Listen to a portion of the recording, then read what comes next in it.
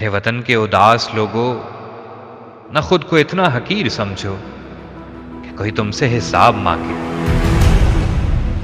न खुद को इतना कलील समझो कि कोई उठकर तुमसे ये कहे वफाएं अपनी हमें लौटा दो, वतन ये अपना हमें थमा दो।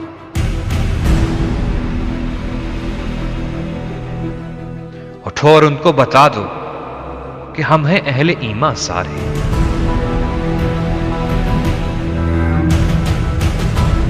न हम में कोई सनम गदा है,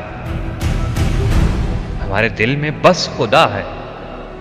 जो कि सरों को उठा कर देखो, कदम आगे बढ़ा कर देखो। है एक ताकत तुम्हारे सर पर, कदम कदम पर जो साथ देगी।